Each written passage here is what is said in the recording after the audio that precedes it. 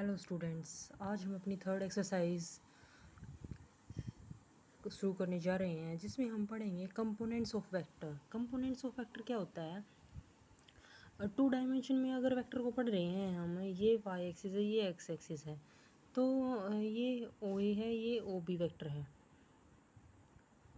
ओ ए vector में x I cap होएगा, O B में वाई जे कैप होएगा। ये ओ पी वेक्टर क्या हो जाएगा? ये ओ पी वेक्टर हो जाएगा, ये प्लस ये हो जाएगा, और इसमें X I cap plus Y J cap हो गया। ये फॉर्म कंपोनेंट फॉर्म कहलाएगी अलोंग एक्स एक्सिस और वाई एक्सिस। ओके, और फिर इसमें scalar component of R vector क्या है? एक्स, ये एक्स और वाई आर वेक्टर है, और उसके स्केलर कंपोनेंट एक्स और वाई हैं। ये वेक्टर इसमें ओ पी वेक्टर का मैग्नीट्यूड होएगा एक्स का स्क्वायर वाई का प्लस वाई का square under the root I का कंपोनेंट और वाई का कंपोनेंट उनके स्क्वायर का sum. Component of vector along axis, vector joining two points, दो पॉइंट्स को ज्वाइन करने करेगा, उसके कंपोनेंट्स क्या होंगे?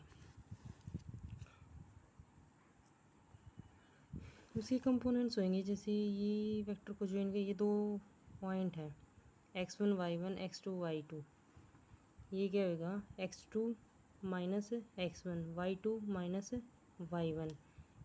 x2 माइनस x1 का मतलब है x कंपोनेंट, y2 माइनस दूसरा पॉइंट माइनस दूसरा पॉइंट y का कंपोनेंट y।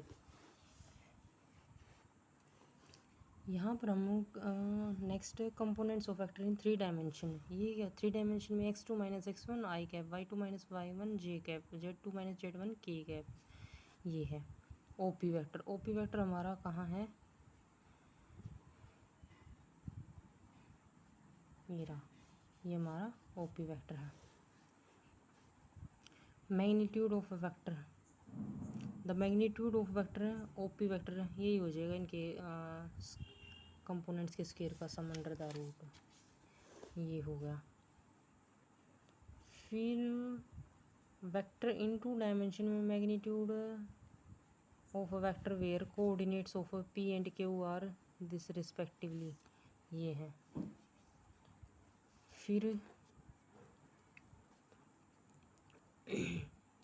ए वेक्टर है, बी वेक्टर है, ये ए वेक्टर मान लिया a1 i cap, a2 j cap plus a3 k cap, B vector ये है। इनको ऐड कैसे करेंगे? आई कंपोनेंट को आई कंपोनेंट से ऐड करेंगे, जे कंपोनेंट को जे कंपोनेंट में ऐड करेंगे, के कंपोनेंट को के कंपोनेंट में